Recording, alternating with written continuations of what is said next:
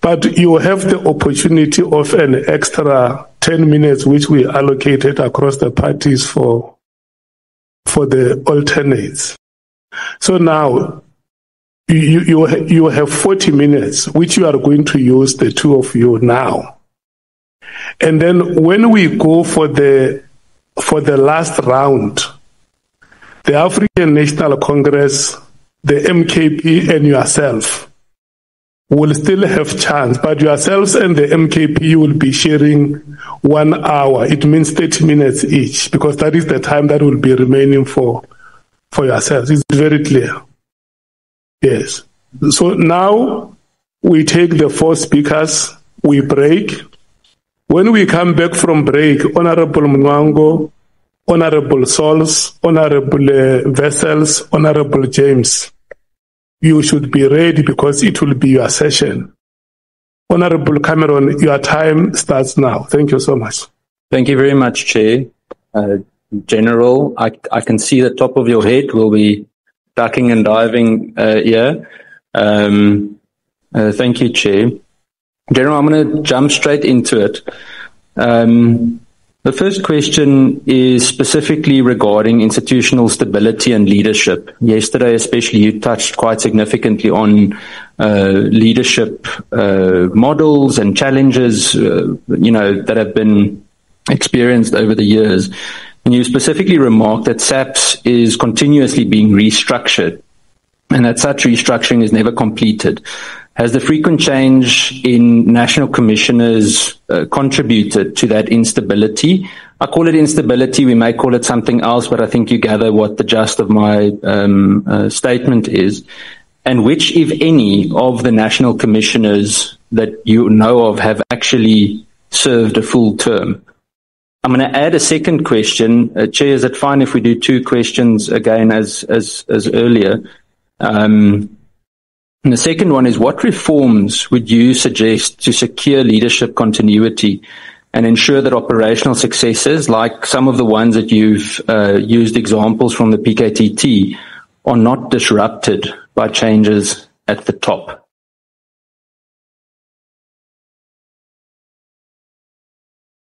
Yeah, no, thank you so much, Honourable Chair, Honourable Members. The institutional instability in the organization, the causes of that, I like to believe that it's mainly because of the ever-changing national commissioners that we've had over time in the organization. And I think it started when Commissioner Silebi left. And I did an introduction, Honourable Chair members. You will recall that you are working on a national development plan as you are here in Parliament, which is supposed to be rolled out. And one of the recommendations in that plan talks about the demilitarization of the South African Police Service. So back in the days, focus was about demilitarization of the police by introduction of the new ranks, and we change our training curriculum and so forth, amongst other things, in order to change how we do business. Although the criminal did not necessarily change the method of operations, but we had to try and fit into the democratic system of the country. So with that change happened in 2009, we had a new administration that was ushered in, and the new administration felt that the ranks that you are using are not strong enough to withstand the crime that is out there. And as a result, Honourable Chair, with your permission, maybe I should ask Honourable Mwango to enjoy the seat so that I can be able to see the Honourable Member that we are responding to, because he's not visible. If we enjoy the seat and sit back, yeah, that will do. Thank you so much. Let me do like this. Honorable Mwango, may I request you to occupy the seat next to Honorable Shikela. You will come back so that there can be direct eye contact between the speaker and the witness. And thanks very much for your understanding. Honorable members, maybe before you resume, Honorable Shongwe, when you don't see him here, he's out on an emergency. He will rejoin us. We have also been joined by Honorable Mathangu, who is a member of the National Assembly. Thank you so much. Back to you, Honorable Camera. I was still saying, Honorable Chair, that the frequent changes that happened and also the political changes that happened brought about this. You had, as I said, when the National Commissioner came in 2009 with the new administration that came in, there was this introduction of these military ranks. Today we have, I'm failing to count the number of generals. I think we are the ones who got the record number of generals that we have in the organization. And in the true sense of things, that the Constitution doesn't talk about the rank general. It talks about commissioners.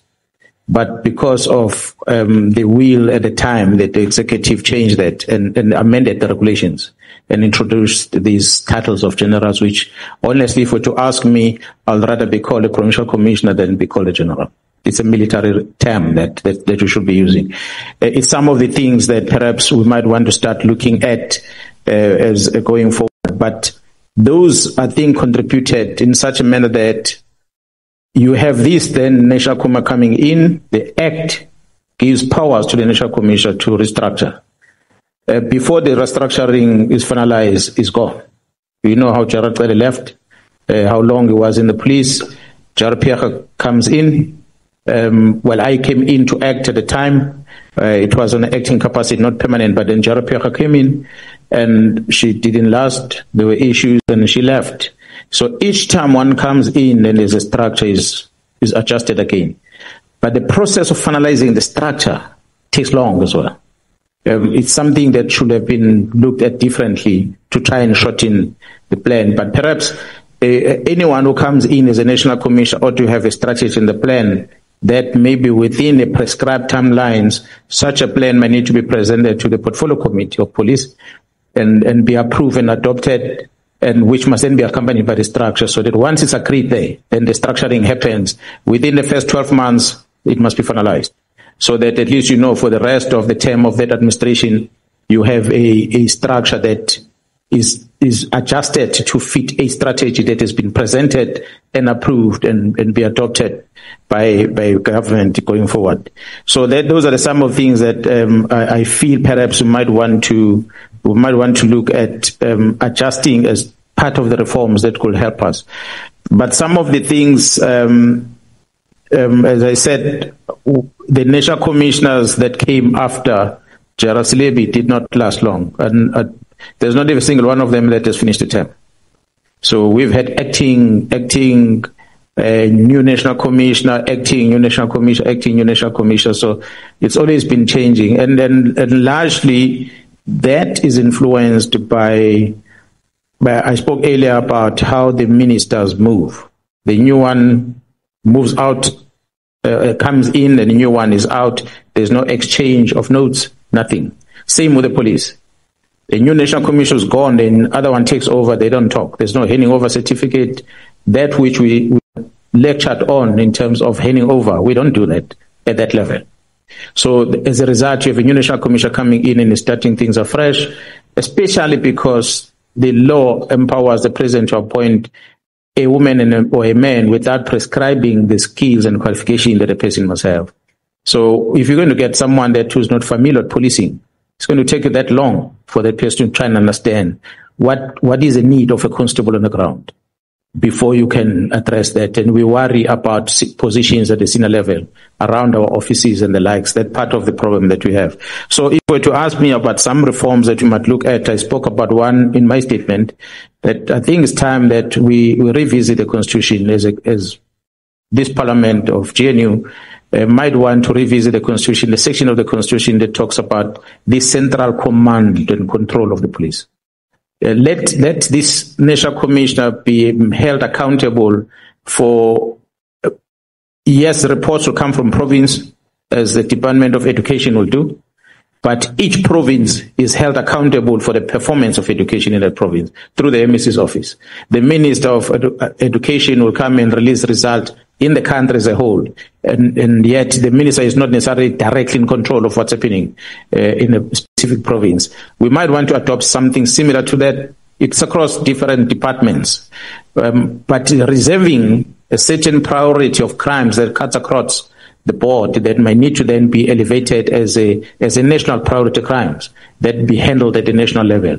So by so doing, you're going to also have a national commissioner having to worry up and prioritize his energy on specific things than to look after this entire big Titanic that we have as an organization. Typical example, Honorable Chair and members, you have a department of government that has got a DG, it's got DDGs, and there's so many DGs per personnel that they have, which is a department that regulates how public service should work. The department itself, from public service themselves, they've got so much senior management amongst them. If you take that and balance it with the police and the responsibility of the National Commission, the police, it's almost impossible to manage. It's impossible. So it's about time that we decentralize a lot of things so that National Commission can focus on what the national government priorities should be and focus on that. So I think that is the main one that I thought I must put in there. But other than that, there are some pieces of legislations that are vested with the minister's office, which to some degree I think might also need to be revisited. Some of them, Farm Control Act as an example. Once there's a corruption at the Farm Control Office in Pretoria, it's going to affect the entire country because that office is not able to improve efficiency in terms of how to facilitate licenses, and is not able to deal with people that are violating the act in terms of removing the licenses away from them. So simple because you have the whole country to worry about. But if that was given to a province, then the province will worry about that. The liquor, we have a National Liquor Act, we have provincial ones. So the provinces that really pay attention on their Liquor Act, they have better controls on it, on how the sales of liquor is done in different provinces.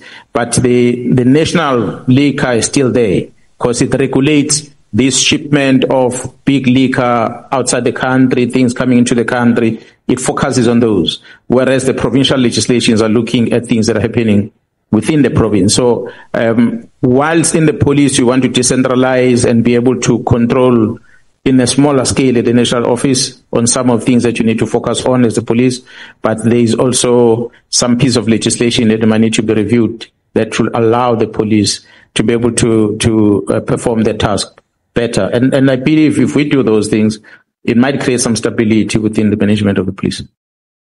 Thank you, General. General, just as a matter of interest, I just made a note. Of all of these Lieutenant Generals, you actually mentioned it earlier as well. All of these Lieutenant Generals, I think you said there are 10 or 11 of them at head office. How many of them are actually career police officers that came through the ranks? Because it feels to me, and I'm going on the way that you explained it earlier, that we can actually save a lot of money that could go to the provinces to assist in ground level policing. But we've got this top heavy office, head office, call it head office, where I'm not so sure that it's making a significant contribution. Yeah, well, honorable members, I'm not sure of the numbers. I'll be under correction, but by and large, those that are within the support environment, which carries the big numbers at the head office, the majority of them are professionals that came to the service without necessarily having to grow within the police. But you might find maybe in the provinces similar thing happening. But I think the challenge that we are having with regard to these numbers that we have, again, is the power that is vested to the National Commission by the Act. The National Commission can create a post and grade it to whatever level they want to grade it, and they appoint a person there. So we've moved from 2 deputies to 3 deputies to 5 deputies and back to 3 deputies. We moved from 2 divisions to 10 divisions. So we just divide the cake as we want.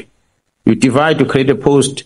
Our organizational development with qualifications that they have, they're not independent enough to tell us that you're not supposed to, cannot have this, because the budget doesn't allow it, the purpose and function and the workload of this job does not qualify this. But you're going to find the organizational development will tell you that, yeah, it's justifiable in terms of our tool to have a brigadier at the head office responsible for 2 people appointed as a brigadier versus a commander of OR Tambo Airport who's responsible for 1,000 members. Durban Harbour is responsible for 1,000 members, but it's a brigadier as well. OD will tell you that, and you can't argue with them. And we always say to them, you are not objective in what you do. You are doing it because the boss tell you he wants that block. So honorable members, that controls in terms of the structure. If it's still vested with the National Commission, then we have a problem.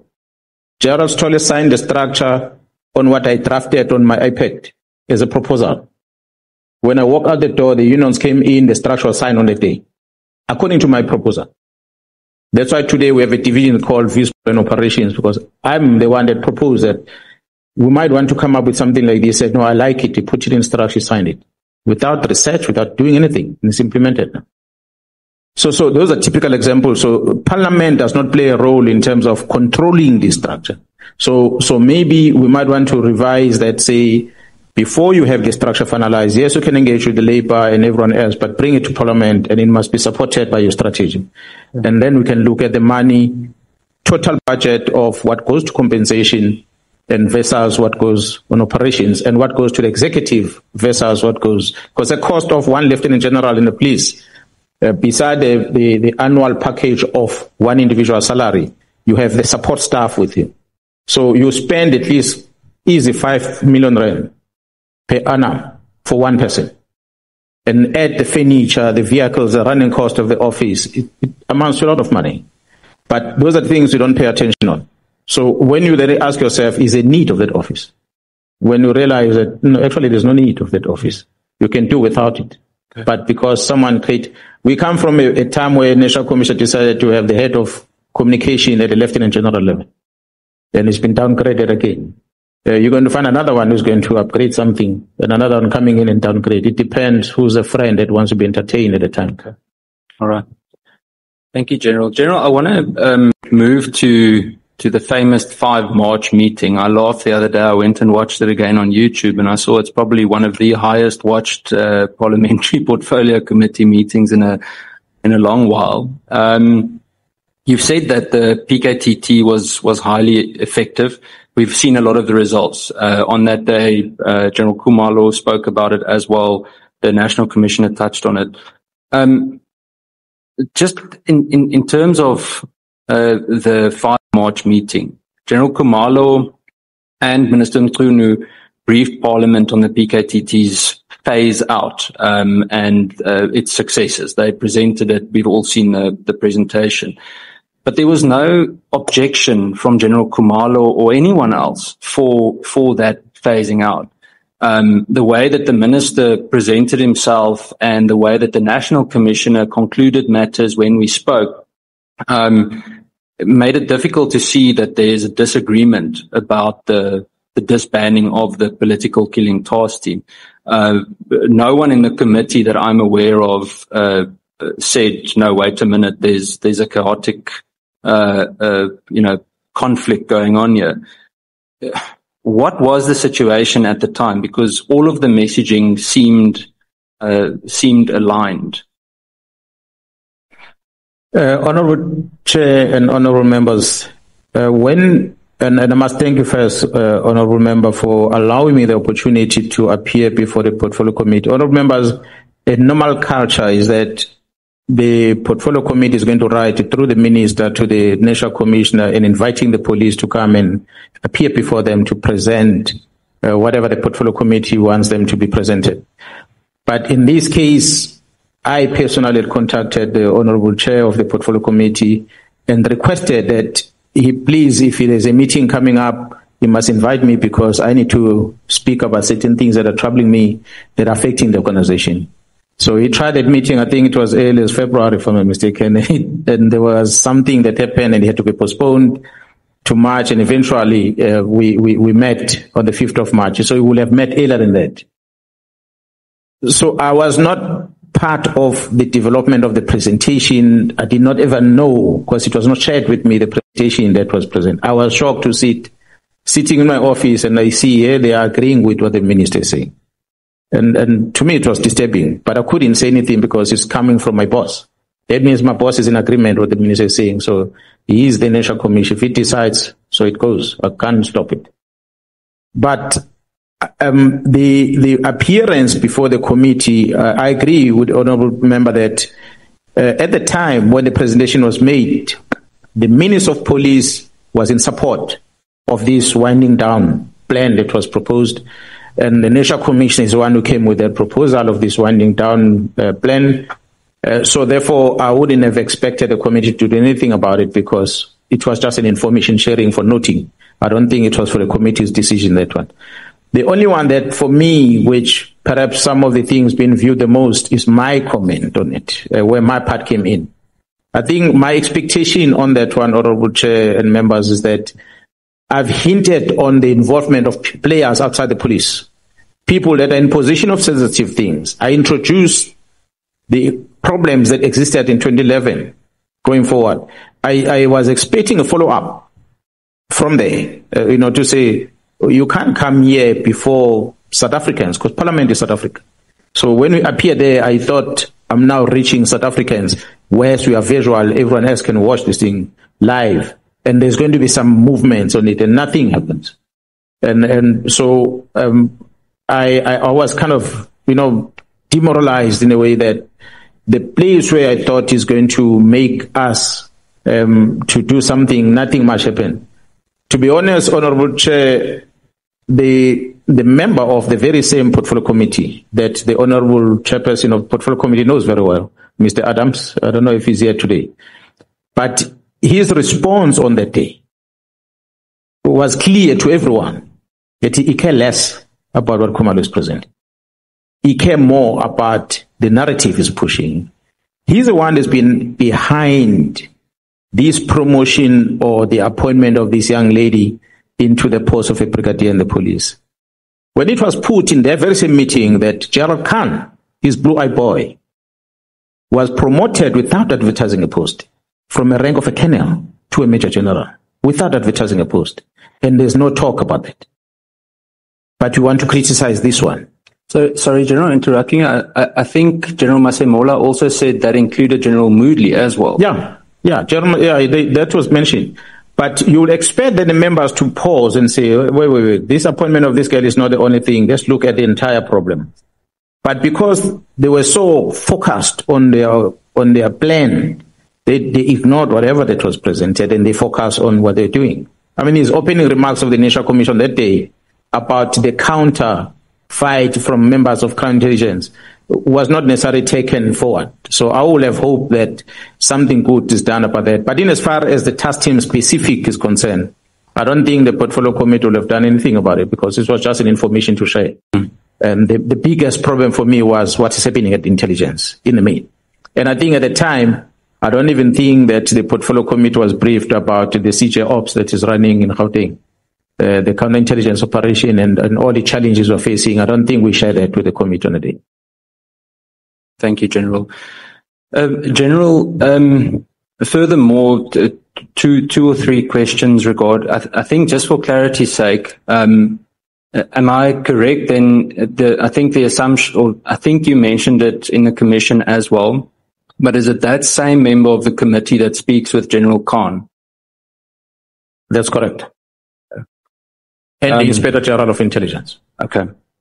Just in terms of the official record of 5 March, there was no reference to drug cartels or judicial capture or even interference. For example, the name of Kat Matlala wasn't mentioned on the 5th of March. And obviously it became central to your press briefing you did a few months later. Were they already known to you then, or did the evidence emerge later? Was it part of a sensitive investigation, something you couldn't have said then yet? And then a question touching on that. The March engagement didn't directly mention any ministerial interference. We had the question regarding Brown Mkhwanazi, where the minister said they're not acquaintances. Colleague sitting next to me later on laid charges against the minister when we found out that was not truthful. But the matter regarding manipulation within the MPA or the judiciary or threats to your safety that featured very prominently in later statements. Now, when did those concerns arise first? Because why were they not raised in the parliamentary discussion? And then to conclude those two questions is, looking back, do you think that we may have been in a better position or better placed as a committee to be able to respond to those issues had they been included in the March presentation or in the March dialogue with some kind of indication or evidence or even an objection with regards to what the minister said? Thank you, General. Yeah, Honourable Chair, members, the portfolio committee that sat on the day had its own agenda. And when you listen to the presentation that was made in general, I don't think the portfolio committee will have done much on it, because the presentation was done by the executive authority, which is the minister who was leading that presentation. But the issues that were raised during the presentation that should have triggered the members of the portfolio committee to say, wait a minute, National Commissioner, your opening statement, you are saying this. What's going on? That is one. But the more was about me bringing into this committee a player of a person outside the structure of the police. Because I'm the one that spoke about Mkhwanazi. I'm the one who spoke about Mkhwanazi having this easy access to crime intelligence. So when I raise things like this, I would have expected the commission to act on it. Especially because I tried to reach out to the minister and I failed. The minister is on the platform. Mkhwanazi says there is a Brown Mkhwanazi who's close to the minister. The minister says, I don't know the fellow that Mkhwanazi is talking about. The least should have happened is to say, wait. Minister, you're saying, Mkhwanazi, why are you saying that this man is close to him? And the minister, why are you denying this man? Right there and there should have been interrogated, and we get into the bottom of this from the start. But I understood at the time you were pressed for time. You had another engagement because the meeting was running late. I think you had to leave. So, and even the members, as they were engaging, they didn't engage that much on that matter. The allegations, for instance, that were made that the money from the secret fund account with crime intelligence is used to finance the PKTT. It was one of the things that were raised by the members, and in my address, I responded to that. That I never took money from the police station to the PKTT. The record speaks for themselves. Those are the things that were highlighted in the presentation that the portfolio committee will have said, but you are saying this, Mr. Adams, in this committee, but here's the police are saying this, disagreeing with them. So what are you getting from? So that robust interrogation of things that I was expecting to happen. But as I say, it happened towards the end of that meeting. But what I presented before the committee on the day is what for me was a concern. Obviously, I was not too much privy about more information of the relationship between Mkhwanazi, the minister, the Ketmatlalas, and the likes, because remember I had asked for a meeting in February. Shortly after the minister wrote the letter, that's when I asked. And shortly after the members were deprived an opportunity to be recognized during the Excellence Awards, that's when I requested for a meeting. But later, when the investigation continued, then we started discovering a lot of other things. And then I realized that some of the members within the portfolio committee are players into this. Let me take it out there into the public and not come back to the committee. But I must say, Honorable Chair members, the majority, I would say more than 90% of the presentation before the portfolio committee, you cannot falter the portfolio committee of not responding, except the percentage where I came in and I started talking about it. For any other person, they should have raised alarm to say, who is Mkhwanazi at crime intelligence? Who is this Mkhwanazi at the Minister of Police? Who is this Mkhwanazi? And the minister simply denies, and it ends there. That's my only concern. Thank you, General. General, you should remember on the day I actually asked the Honourable Adams to tell his handlers to back off because it became increasingly hostile in the meeting, to the point where even some police members were sending me messages saying, hang in there, because it was just chaos. And he then accused me of being handled by the National Commissioner, as you would remember. I remember very well that one. It made it very, very frustrating. General, I've got two more questions. The rest I'll leave for later. I'll come back to the 5th of March later. But with regards to Richard Mkhwanazi, another example that I used is Major General Mboto's controversial promotion in the Hawks. Do they highlight the need for more independent vetting? Because surely, I mean, the promotion of General Mboto in the DPCI last year was significantly controversial if you considered his background. And Richard Mkhwanazi's retirement, the fact that General Sithole signed off on his retirement and he retained his rank despite all the controversy around him, similar to Ria Piecha. How do we approach that? You have touched on it today. How do we make sure that that doesn't happen again? And then my last two questions, is would you say that there's still significant influence from Mkhwanazi in this whole ordeal? When I say ordeal, it feels to me like his name keeps popping up. It's almost like this thread that runs through the last 15 years. Is he still in there? I mean, I asked Minister Mkhwanazi in Parliament whether he'd commit to an open investigation regarding Richard Mkhwanazi's two sons, of which I think one of them runs the grabber unit that can tap phones in crime intelligence. And he committed to that. But obviously, if you look at what happened over the last few months, nothing happened.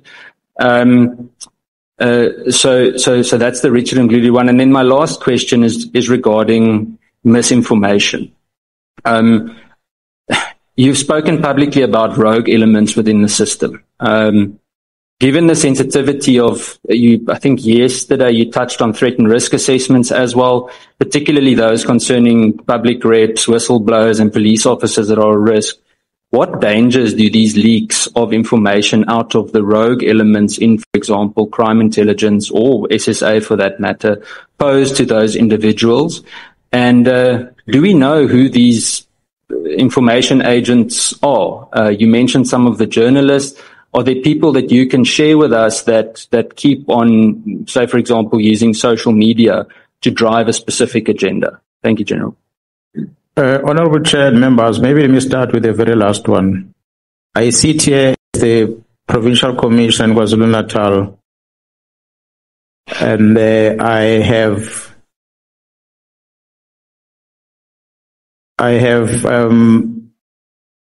received, I'm trying to find this information. I had received an inquiry from the journalist about what Lieutenant General Sibia is doing, that the General Sibia has taken legal action against me on what I pronounced on the 6th of July. Honorable Chair, this is Abraham Mashego, a journalist from News 24, the one who's been handled by crime intelligence, amongst others. This Abraham Mashego, who started these stories, and the one who I was told about by his fellow colleague that I spoke about before. The gentleman sends me a WhatsApp message, I cannot remember the date, I'm going to trace it, where he asked me about my comment about the legal step that General Sibia has instituted against me. And my response to him was, Mashego, out of all these police officers that we have in South Africa and all the senior management of the police, you feel that's important to come and ask me. You are still pushing this narrative, and I hope you are not one of those captured. I use that word, I hope, knowing that he's one of them. I sent it to him. As of course, I don't understand why you bother coming to ask me these things. What is of a concern to you? I don't know any court papers to date. It's a couple of months down the line. I have not seen any court papers. I've not been served with anything. But he might have been briefed that there's going to be this court thing. So he must start asking me questions. So he's one of the enablers. And there are many journalists that we are part of the investigation. That's why I'm calling for a state security investigations against them, because I have a list of them. And there are a handful of them. It's just said that he writes for the same media house that has got very credible journalists who are doing a wonderful job within the very same News 24, who investigate cases of corruption, of matters of people, and they bring it to our attention, which force us to conduct criminal investigations. And yet we have these ones who then are used to publish the wrong information, that misinformation. So I felt that made me make that as an example and quote one journalist whom I've mentioned here. He will approach the court and do everything else, but I'm sitting before this parliament. I have evidence where he sent me this thing, and I'm still asking why you feel that you should ask me. And that communication between me and him, I screenshot that and I gave it to a friend of mine. I said, look at what this journalist is. And that message went all over the place. There was one, I think, journalist also in one of the radio station and TV who started criticizing me whether it's necessary for me to respond like that. And I don't know what was I supposed to respond. How was I supposed to respond? Because the same person who took my face and put it on a newspaper that I'm a corrupt person because of the defeating the end of justice case that happened in Richards Bay. It never apologized today about that. So that is typical, some of the people that are involved with this misinformation. For this to stop, I'm going to hope that the lawmakers yourselves in Parliament, you are going to put measures in place to make sure that a journalist is not going to hide behind being a journalist and reporting without fear or favor if he's reporting things that are wrong and they damage other people's images. That they are going to not only be held accountable by that media house by losing their jobs, but they must end up in prison. There must be heavy penalty of the mistakes done by journalists. It cannot be that anyone else is going to be held accountable, but when it comes to the media freedom, it's gospel, whatever they say. It's wrong. It cannot be like that. So they are good journalists, but they are very bad ones also in the mix.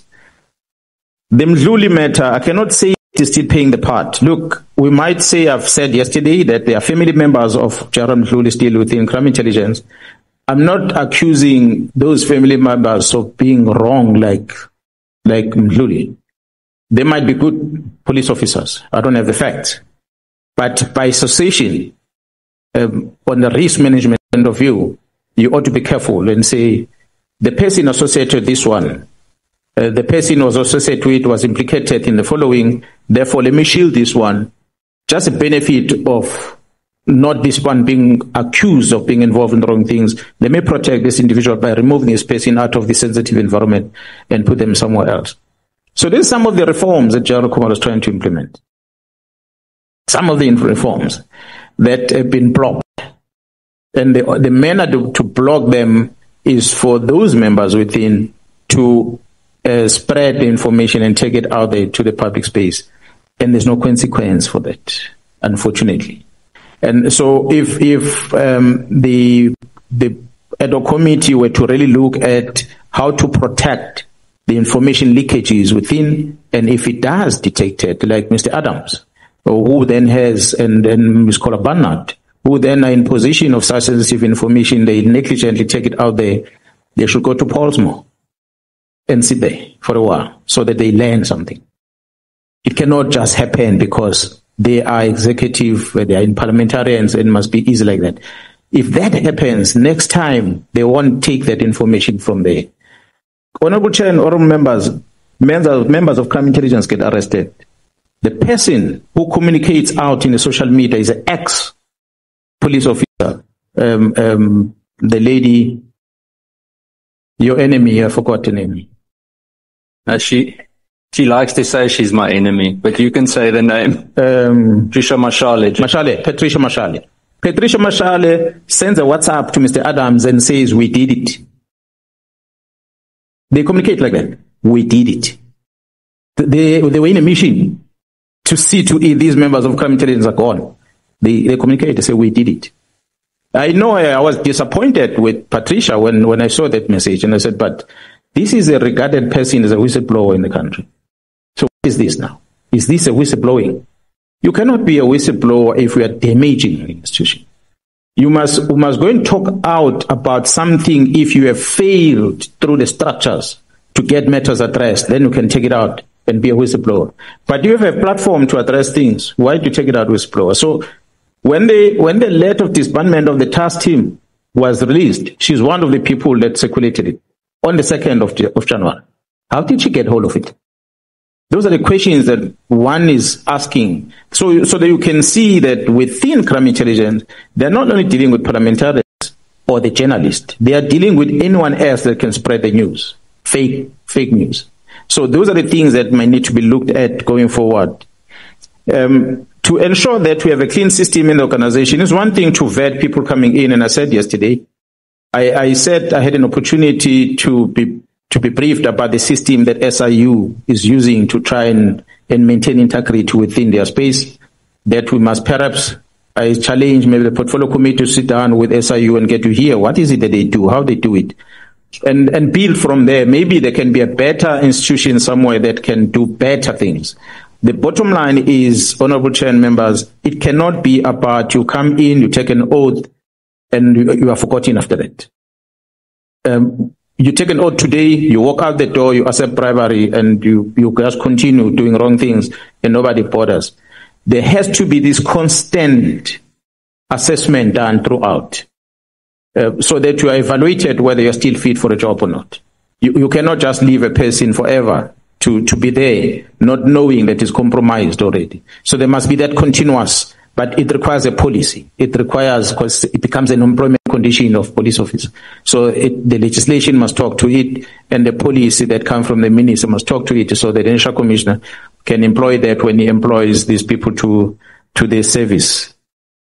I think that's just about, that's just about it. The issue with the CI, the problems, as I said, it's not Gerald Mkhwanazi really that I could say still have an impact. Maybe there is. I don't have evidence. I'm not in that division. But I can tell you, Honorable Chair and members, that we still have a lot of wastages within crime intelligence as a result of these leases that we're having. We still have a lot of mismanagement of funds within CI with regard to the easy payment to informers that are not controlled. A typical example, yes, you might say there's a frustration of the process introduced by the management there in terms of payment of the informers, but they've removed a lot of dedication that was at the provincial level to the national office when it comes to a certain figure that must be paid, because there are some crime intelligence members that will submit claims on monthly basis for 100,000 rand for this one and that one and that one, and they pay 10,000 rand to these informers and they collect the rest. And so they were living off that money.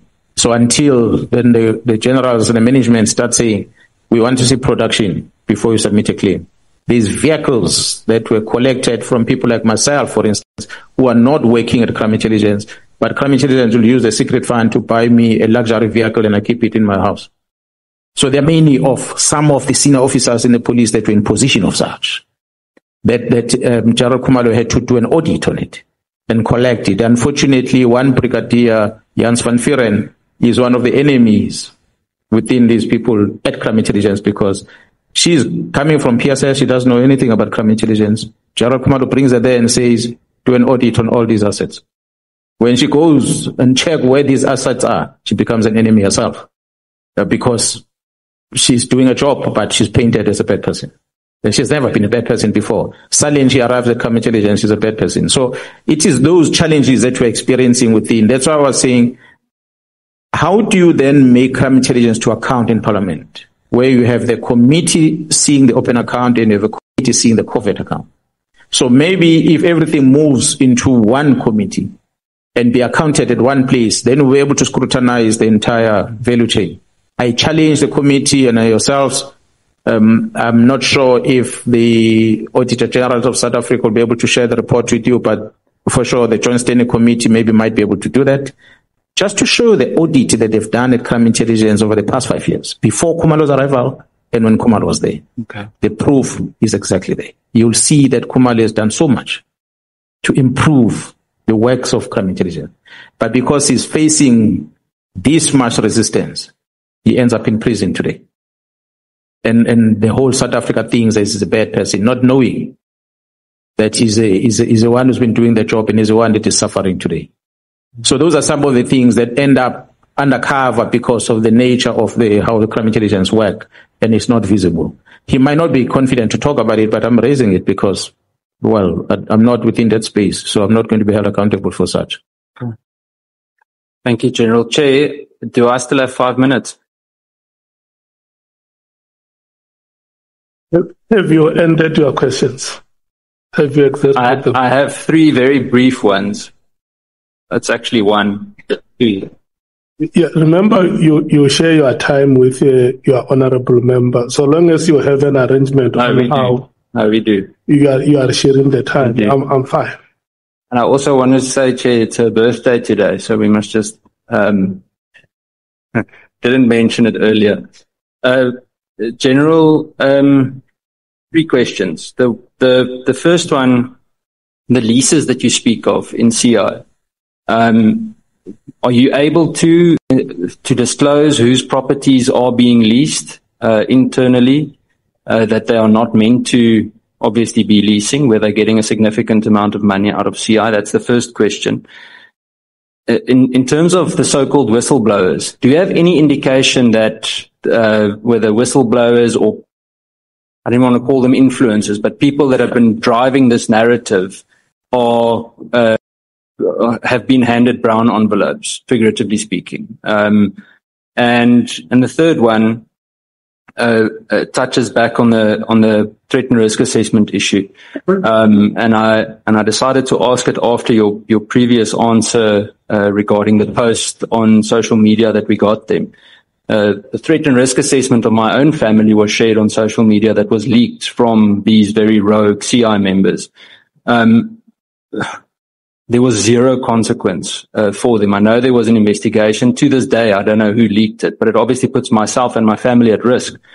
That's on the side. The question I have is, you have an idea if any of that has been vindicated? Maybe I'm asking the wrong person, but I'm trying to get to a point where we can at least see some kind of consequence. Those are my 3 last questions, Chair. Thank you. Yeah, well, Honourable Chair members, I think Gerald Kumalo, perhaps as a divisional commissioner within crime intelligence, might be able to respond to it. But by and large, almost everything that we've seen out there in the media, it's coming from that office of vetting. Some of us, our vetting application has been kept in abeyance for years now, and they don't want to process them. It's the same office that claim that this person was recruited by crime intelligence, was not supposed to be recruited, was given an irregular vetting certificate, whereas while they're still busy with it, they've not issued it yet. So that office and the members working in that office are compromised. And so it's no surprise that the records of your family members went out there in the media, because it can only be that office. And few people that's supposed to have control over such. The reporter I talked about that ended up with News 24 this past week, that should not have been there, because there are people within the establishment that does that. And we know who are they. The names of the people that their properties are leased, I might not talk about it because the lease is falling under the Joint Standing Committee of Intelligence, so I might not be able to give the names. But I can safely tell that the past, which came to my attention, which needs to be confirmed, that one of the police members within crime intelligence, his property was leased by the very same crime intelligence. He's currently working at crime intelligence as one of the senior members within crime intelligence. Is he one of the names that you have mentioned? He's one of the names I've mentioned. Thank you, General. Thank you, Chair. Thank you. Are you done, Honourable Cameron? Yes, thank you, Chair. For now, that's it. Next, okay. Later on, the Honourable Schikkeling will go on. Thank you, General. Let's allow the happy birthday Honourable Member to field her questions. Happy birthday to you, Honourable Schikkeling. Thank you very much, Chair. I appreciate it. May I proceed for now? This must be your happiest moment. My happiest moment. So that you're going to give me a 5-minute extra, Chair. Thank you. I appreciate it. It's a wonderful birthday present. Good afternoon, General. Thank you very much for attending this meeting with us. You allege that there was deliberate obstruction of justice within the system.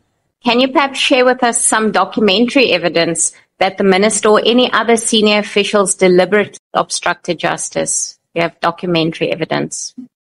Honourable members, the one is a letter that we talk about, the 31st of December 2024 letter, and the others are letters that are written by General Sbiya, directed to General Khumalo.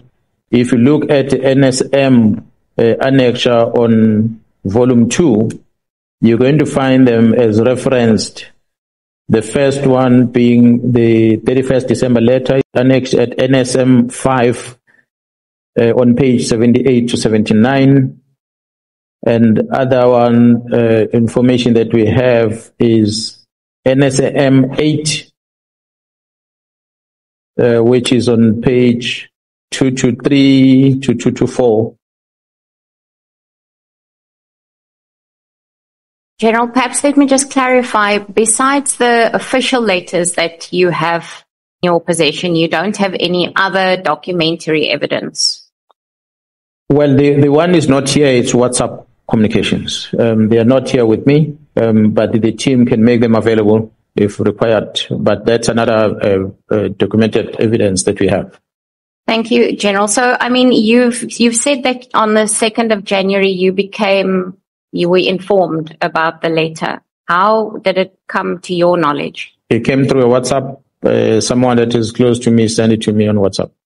No, are you willing to disclose who that person is to us or not? No, I did not talk to him to ask if I should mention his name. I don't think he'll be comfortable with it. Thank you. You repeatedly use the term political interference, yet you also concede that the Minister has constitutional powers to determine policing policy. Where precisely do you think we should draw the line between policy and interference? I think we need to visit the legislation, honourable members, that will be able to help you. I spoke about the Police Act earlier, and I made a reference to the office of this a Director General that is responsible civilian secretariat in the police. If that office is given the duties and the tasks that it's supposed to perform, then the minister need not to worry about things, because if there's anything in doubt on the minister's head, he must go to the DG. But the minister doesn't do that. The minister will have a legal advisor in his office. He will rely on the legal advisor in the office. The minister will have a chief of staff. He relies on the chief of staff. A matter of fact, honourable chair and members, we were at one stage where I started realizing that something amiss is happening in this organization. When the minister sanctioned the management of the SAPS to go to Kivitskroon, place in Pretoria. I'm sure some of you might know the place. We gathered there, and the entire senior management of the police was called. When we arrived there, the generals from the head office were told to be excused, except the deputies. So all the divisional commissioners had to pack their bags. They arrived there in the morning thinking there's a meeting because they were called, and next thing they were told they are not needed in a meeting. They left. We sat there and we listened to the presentation, and to be honest, honourable chair members, I've been in the organization for this long. I joined the top management of the SCPS in 2011. What I experienced there in that meeting, when the advisor of the minister, Advocate Pikoli, was giving us a lecture about the very same act that we've been enforcing for so many years, was giving us a lecture about the powers of the minister, was giving us a lecture about what the minister can or cannot do. I saw that presentation as intimidation to us, to say to us, must toe the line, because the minister, exactly in your words, he has a constitutional right to do this and that and that. So that was a preparation of something. When I walked out of that meeting, the very same meeting, as I walked out, I told the National Commission, something is cooking here. Something is happening here. And I went to General Khumalo and the team were outside. I said, you better be prepared. There's a war coming. I cannot tell what it is. I can't put my finger on it. But from coming on this boardroom, coming out of this meeting, having listened to what Advocate Pikoli was presenting before us, you can't come and tell us about Section 205 of the Constitution, Section 206 of the Constitution. We are senior managers of the organization. We went to PAR to be taught about that. We went to university, some of us, to go and study that. We are practicing that every single day. We are appointed in terms of the very same sections of the Constitution. So who are you now to come and tell us? Advocate Piccoli, you think we don't know that? You are trying to influence us to be believing that when the minister takes a certain decision, it's within his powers. So I suspected from that meeting. I cannot remember the date. I'll give you the date of that meeting. Maybe we must get the presentation also of that meeting that Advocate Piccoli presented to management of the SAPS. And then you wonder, from that presentation, you can conclude that there was a preparation of something to say that the minister can now intervene. The Police Act outlines exactly what the Civilian Secretariat head must do. One of them is to give the legal advice to the minister. But in all these engagements, you don't see the DG's buoy in that mix. There's nothing about the task team letter. He's not there, the Civilian Secretariat. There's nothing about any reforms the minister wants to introduce, presentation to us as management, the meetings of the 6th with the PKTT and the National Commission here. I don't think DG's buoy was part of that. The minister hasn't. So every decision the minister has ever taken, he has never taken the DG, who's a Civilian Secretariat in his office, with him to take these decisions going forward. So the legislation provides for it. Why is he not using it? So what else can then Parliament do? If the executive order is empowered by legislation, but the executive order chooses not to use it, do you blame the legislature? No, you can't blame the legislature. There's a provision for it, but he ignores it. So honestly, when it comes to this, I will argue that the minister cannot come and claim that I have a constitutional or legal authority to shut down teams. Thank you, General. I think it will be important for us to get the date of that meeting so we can just have some further clarity there. You've also indicated that the minister had never been briefed on the PKTT's work before issuing the directive. However, you yesterday indicated that you're aware that General Khumalo held meetings with the minister and the National Commissioner after the 6th of March. How do you know that prior meetings did not take place regarding the PKTT, and do you have any documentary evidence to prove the contrary? Up until I started questioning about the case dockets that were taken to Pretoria, only then I became aware of meetings that had taken place. Because these meetings were held in Pretoria as early as January. They were held, I think, in February, and there were meetings in March and late March.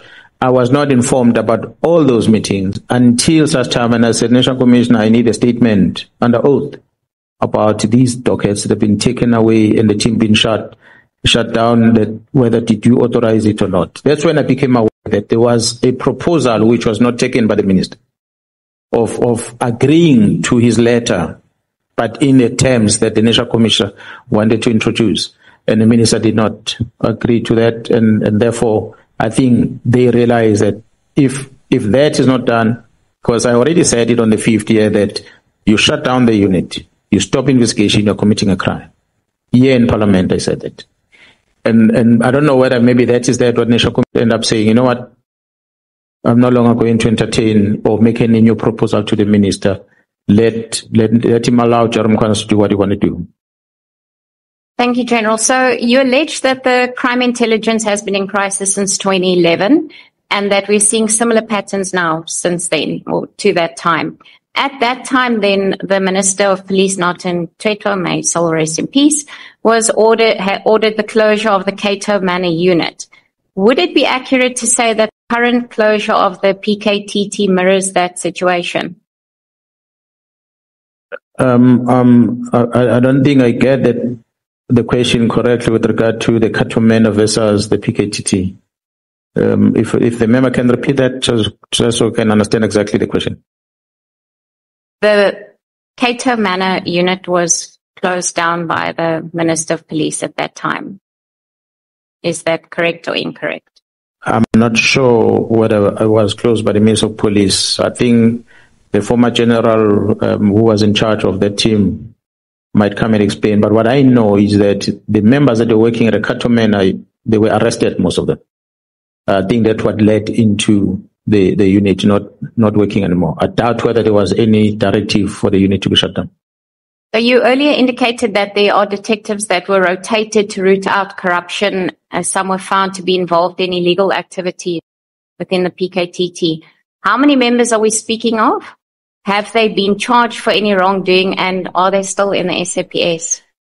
I think, honourable members, I won't be able to give you the exact number right now and the whereabouts of these members. Safe to say that quite a lot of these police officers, I think somewhere in the 30s, that were arrested and charged.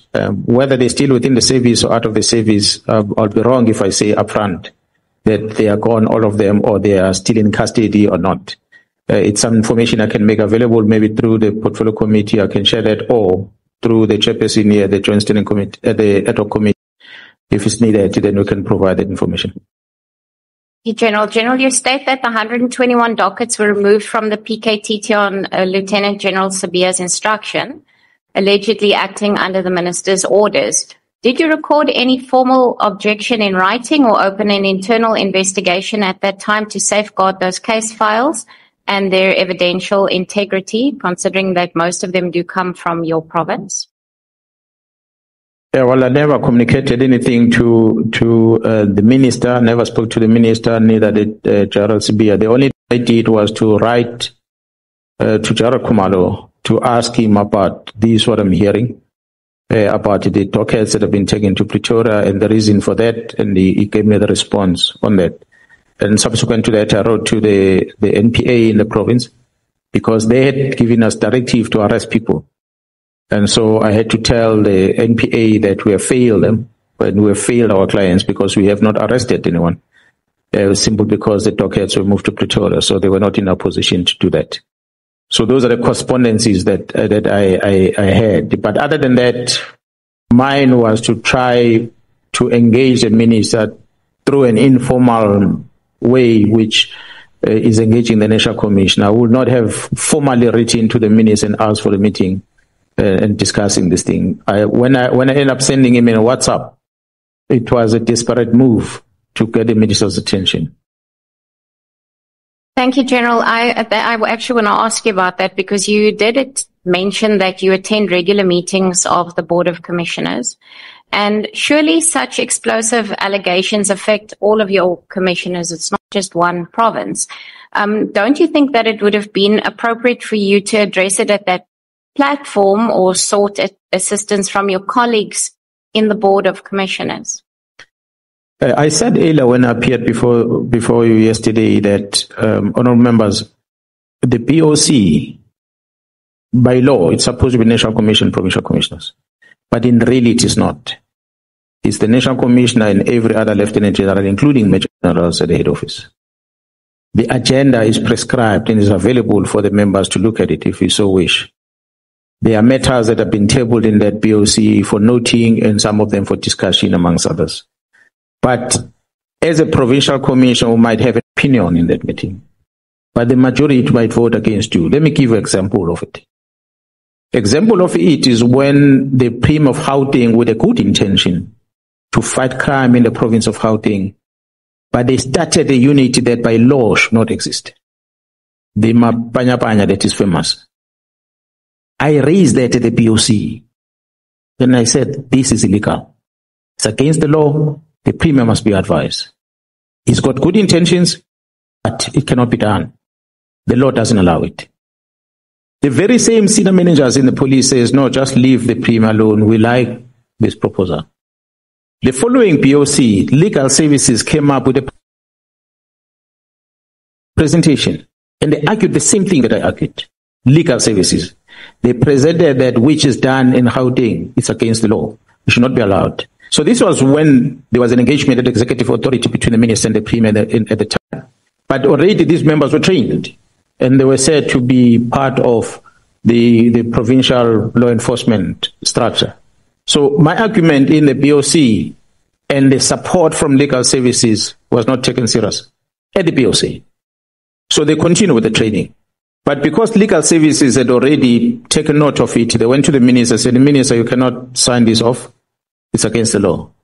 obvious. The Premier Gauteng one was not very pleased when the Minister didn't want to sign it.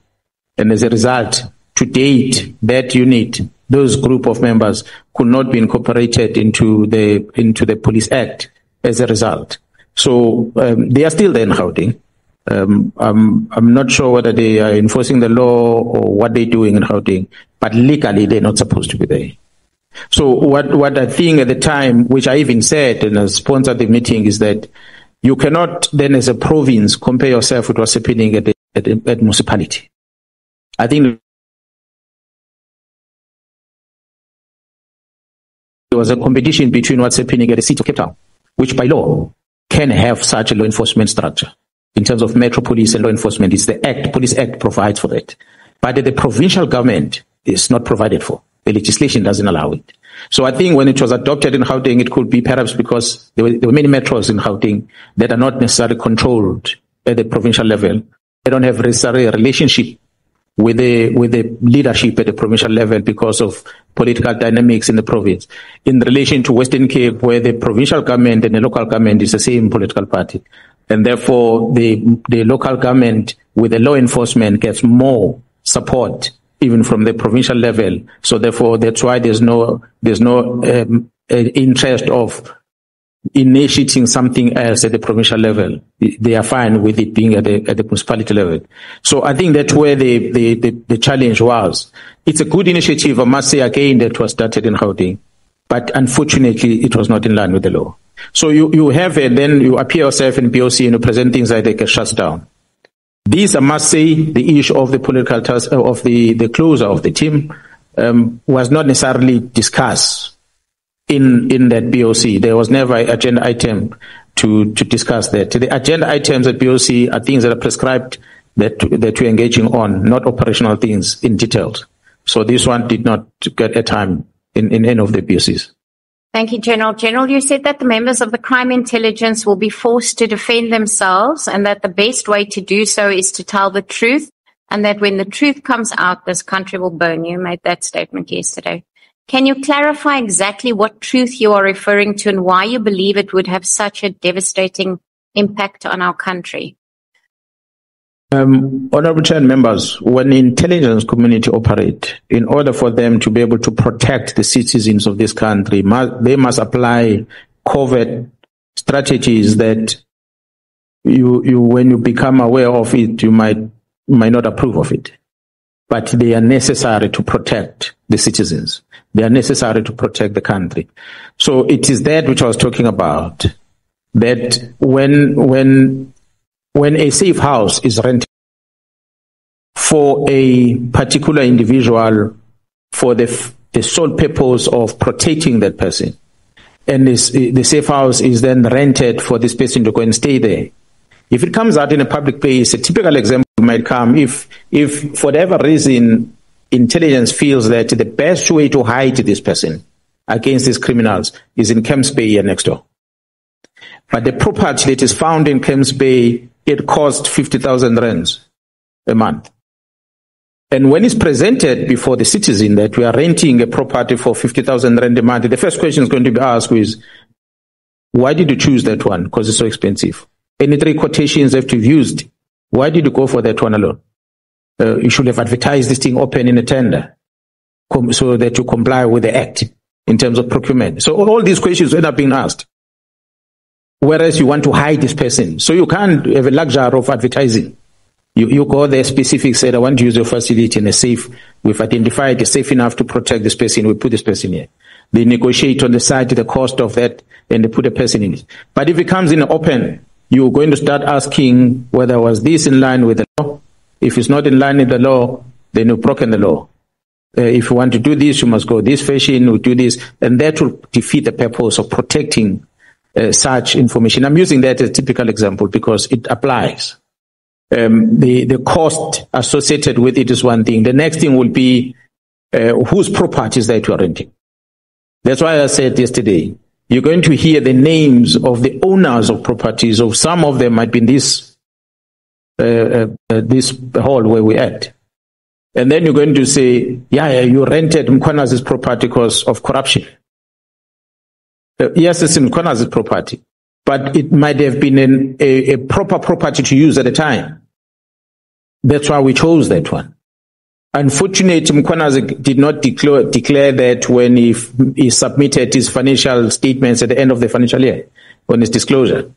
Because he's not supposed to, because this is a covert operation. He might disclose it on the platform, but not there through SARS and the likes. So those are some of the examples that I'm using. There are many examples where you acquire something, you go and buy a vehicle directly from a garage, a Lamborghini.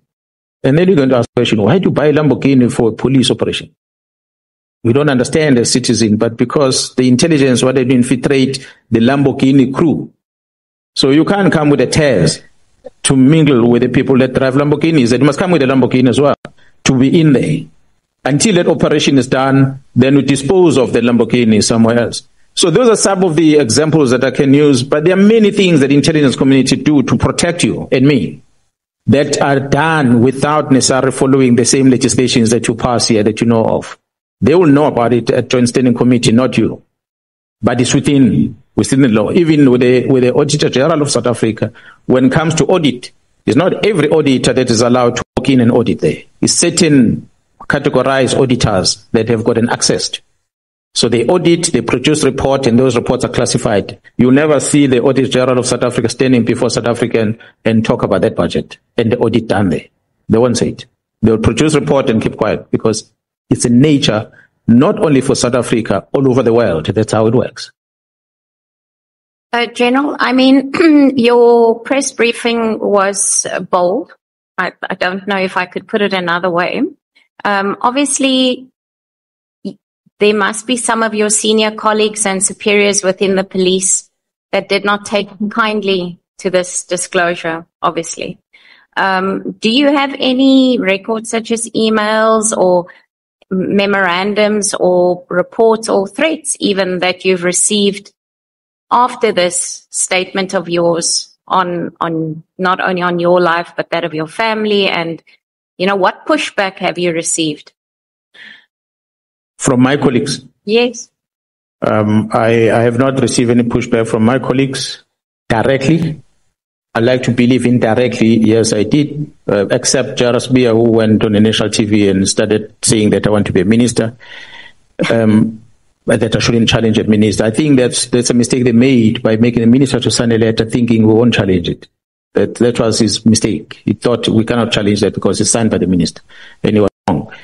So other than him, the rest of the colleagues that directly coming to me with things, no, I cannot say there was any pushback, but there's been a lot of pushback indirectly through the journalist. A lot of media stories written. Some of those journalists that wrote bad things, they're starting to change their tune now.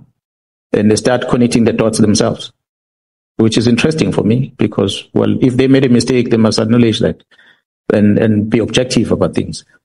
It is just one, but it remains known that there is a relationship between some of the police officers with some people out there that speaks a lot. Whether those people that speaks a lot, they are doing those things being informed by police officers or not, I cannot confirm for now. But I know that Mr. Paul O'Sullivan is one of the very close friend of Jairus Bia, business partner, doing whatever thing they do together. The intelligent man in the country that is allowed by the state security or the intelligence community of this country to do as he please in this country. Because he brings in listening devices, he does as he please. And nobody bothers challenging him. And that is unfortunate. So he's one of the people that came very vocal on TV shortly after I made that press briefing. So whether was that voluntarily to defend Bia or was it due to Jairus Bia asking him to do that? I don't know. But I know very well that there's been a pushback directly from some of my colleagues. Thank you, General. General, then I'm going to go to the allegations that you've made against my colleague, Diane Kohler-Barnard. You've accused her of misusing intelligence information. Have you seen any official classified documentation that is labeled with the information on that you cite is in fact being classified? The list of the properties that were bought by crime intelligence are part attached to a statement. If you're not in possession of the DA statement that she issued, she attached that report. That is on one, which is issued by her. The second one I read to you yesterday. The questions that she asked in your portfolio committee, which she shouldn't have. Perhaps you should have told her that, colleague, this question does not belong. But it went through your portfolio committee to the police, and the response came in the same fashion. So those are some of the one examples that I can bring up now. Anything else that Ms. Barnard might be involved with, I think we'll leave it to a in-camera discussions with the bodies that's supposed to. Because the nice thing is that people travel and they meet. And wherever they meet, there's cameras. Then wherever they meet, there are people that are observing. And wherever they talk, there are footprints left on phones. Even if they delete messages, we retrieve them. Thank you, General. I just would like to say that you have admitted that the information that you raised in the media statement, which was before the JTI was constituted, was in the public domain, including the photos, because I went to go and look at News 24's article that came out before the Honourable Member put out the media statement, and the information in actual fact is similar. So she obviously got some of it from the media statement, including the photos, although we didn't, well, let me not say we, whoever put out the statement did not post the photos. So on what basis then do you say that that information was derived from a News 24 article was unlawfully disclosed if it came from the media itself?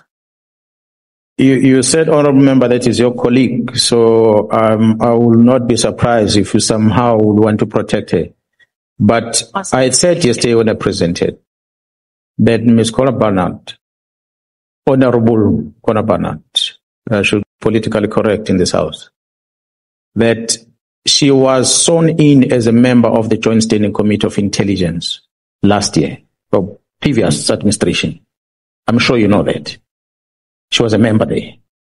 So she knows what crime intelligence does. So when she becomes aware of this thing from the newspaper, she has an obligation as a lawmaker to approach a relevant committee and say, question number one, how does News 24 get hold of this? That is a responsible lawmaker. How does News 24? You cannot spread crime simply because it's not started by you. If there's a porn movie, someone makes a porn of a underage child, and you receive it, and you circulate it further, you are participating in a criminal offense. You cannot use that as an excuse that it was already in the media, so therefore I have a right to share it further. Beside the fact that she was a member of the Joint Standing Committee before it was dissolved. She was there. She's a member of this House of Parliament. As an MP, have taken an oath. So having the knowledge of what is happening at the secret fund account and having a knowledge about her obligations as a member of Parliament, and later in the year, in June, she's been sworn in again at the Joint Standing Committee of Intelligence as a member there, but she still writes questions about things that does not concern the Portfolio Committee on Police. So I do not know with all what I presented if there's anything else evidential that I should give it to you that might be of satisfactory to prove that she broke the law. General, I just want to put it to you that it is our responsibility as parliamentarians to ask questions. I'm just making a statement. It is our responsibility to ask questions and to submit questions and to go to the media. So there's nothing, I mean, you acknowledge that Honourable Kola Barnard wrote to the Inspector General of Intelligence, which was the correct oversight channel. So there's nothing, what do you think was unlawful about her conduct if she actually did write to the IG as she was supposed to do?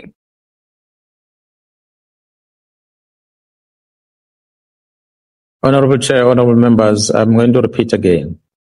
The evidence I presented before you should be enough to prove that I said she issued a statement with a sensitive information. Her political party, Democratic Alliance, issued a statement and said when she did that, there was no committee. I came here yesterday and I said, that is not an excuse, because she had taken an oath prior to that. So she knows the processes there. The fact that there was no committee is no excuse. But whatever that may be, I passed that. And I brought her back into the time when she was then sworn in the same committee this year. She's a member of that committee. I'm sure you agree with me, Honorable. But she still asks questions that are outside, that are the responsibility of that committee, but she asks those questions outside. What is the reason for that? That which I presented yesterday. 3 questions about these properties, even addresses. So when you ask a question like this in the Portfolio Committee on Police, it's a public thing. You are writing, a person who sees that question is a public thing. You are disclosing that through the question in Parliament. You cannot therefore come and use a protection of Parliament and say, I'm an MP, I'm allowed to ask questions. You're asking questions in the wrong place. So as an MP, you took an oath, you must be held accountable for it. I think that suffices. I said yesterday, if you want more information for me to share, I'll take you back to my experience in 2011, when the chair of the Portfolio Committee will sit on the high chair and pass questions